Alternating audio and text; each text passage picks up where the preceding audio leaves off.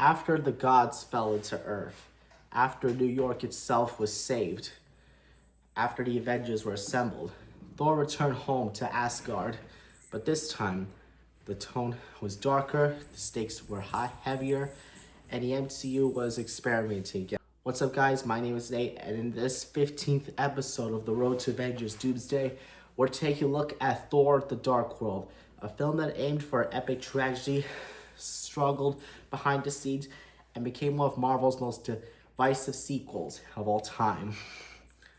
So sit back, relax, as I talk about this controversial Thor movie.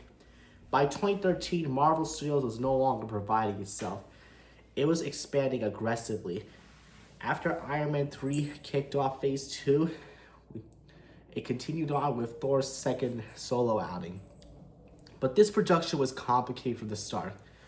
Originally, director of the first Thor movie, Kenneth Branagh, did not return for Thor: The Dark World, primarily because he needed to recharge after spending 3 years in the first film. He also felt the turnaround of the sequel was too fast and was not comfortable while rushing the project. And I could tell by that. So then Marvel brought on Alan Taylor. He's best known for directing some episodes of Game of Thrones, which is a show I have not seen and probably will not because it's long, complicated, and it's like doing a giant history essay. So the goal for this movie, Alan Taylor wanted to make Thor grittier, more grounded, more medieval, and more serious. And on paper, that sounds pretty promising for a Game of Thrones director for some episodes. But can it pull off? Well, Alan Taylor's direction leaned heavily into the muted color palettes, the cold Asgardian landscapes, and the heavy dramatic tone. The film opens with the ancient war involving the Dark Elves and the Aether. Later on, to be revealed one of the Infinity Stones, the Reality Stone, which is like a red stone. More on that in the future video. The stakes were very cosmic, the tone is serious, and the first half, it actually pretty works for me. The emotional weight's stronger, Thor feels more mature, Loki's imprisonment adds tension, and what happened to Frigga in the Battle of Asgard is pretty tragic and one of the most heartbreaking moments in Phase 2, and mostly the entire MCU saga. And for a while, the film feels like it's building towards something very powerful. Chris Hemsworth continues to embody Thor with confidence, but here he's more restrained, like less fish out of water humor. He's more into royalty. Chris Hemsworth carries out the emotional beats as well, and I like his chemistry along with him and Tom Hiddleston as Loki. Pretty great. Even if the script is like a really hot mess, his performance doesn't. You can see the foundation of Thor that would later flourish in future Marvel films. And let's be honest here, Tom Hiddleston's Loki is the best part of the movie. His chemistry with Thor adds energy whenever the film slows down. Loki's grief over Frigga, his quote fake death that we saw, and his final reveal as Odin in the last minute. Hiddleston injects charisma in every scene. Without Loki, this film would feel far emptier. And I'm glad that they decided to keep Tom Hiddleston for future MCU movies, because fun fact, during some test screenings, Loki was originally supposed to be unalive for this movie, but due to some poor reactions, Marvel decided, hey, we should keep this guy around and give a tease of what he may come next. Christopher Eccleston plays Malekith, the leader of the Dark Elves. On paper, Malekith is a terrifying Thor villain. He is ancient, ruthless, driven by vengeance. But in execution, he unfortunately feels very underdeveloped. Eccleston gives a committed performance, but lacks the character depth. He doesn't have the layered motivation as Loki. He doesn't have the charisma of previous villains, and he becomes more of a plot device in the presence, which weakens half the significancy. And I do feel bad for Christopher Eccleston here because he is a great actor.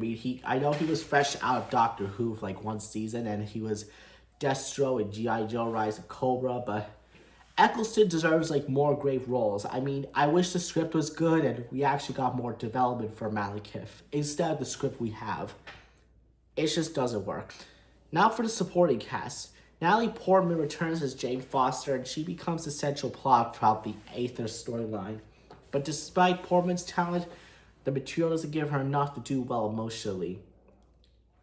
Anthony Hopkins as Owen continues to bring gravitas through Owen feels more harsher, distant during this time. And lastly, Stellan Skarsgård and Kat Dennings. Those two actors do pretty great from the first Thor movie, but I feel like in the second one, they just feel like out of touch. Like they aren't given a good scripted storyline. Now this is where the film loses momentum, like in the second half. The first half builds the antique, but once the final act begins, the film becomes a generic avalanche of like, where am I supposed to go here? The London battle lacks the emotional punch it needs. Malekith never fully becomes threatening, and a darker tone starts feeling heavy instead of epic. It's not terrible, it just feels flat off, and I'm really disappointed in how it was. For a movie called The Dark World, it ironically lacks impact. And according to some reporters here, they suggested that Alan Taylor was frustrated with the heavy studio interference, creative clashes, extensive reshoots, and tone shifts in post-production. The result feels compromised, like a rushed movie. The film is caught between three things: a Shakespearean drama, a dark fantasy, and Marvel quirkiness. It never fully commits to one identity. Despite its flaws, Thor: The Dark World is crucial.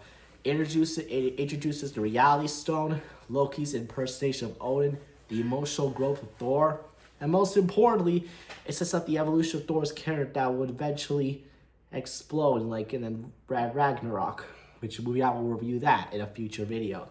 Sometimes a weaker chapter is necessary for a stronger comeback. Now for my thoughts. Thor: The Dark World isn't the MCU's worst movie, but it's definitely one of the most frustrating because you can see the potential, strong cast, dark ambition, and emotional themes. The first half promises greatness, and the second half doesn't quite deliver. Still, it's an important step in the road because even missteps shape the journey. And without this chapter, Thor's revision wouldn't be great as satisfying. Anyways, next time on the event, Road to Avengers Doomsday, we reach one of the MCU's most acclaimed series, Captain America: The Winter Soldier. And I'm excited to check out that video in a couple of days. And it'll be pretty great watching. If you enjoyed this episode, make sure you guys like, comment, and subscribe to Nate Reviews. And tell me in the comments below, is Thor: The Dark World underrated or roughly criticized? Anyways, this is Nate Reviews, and the road continues.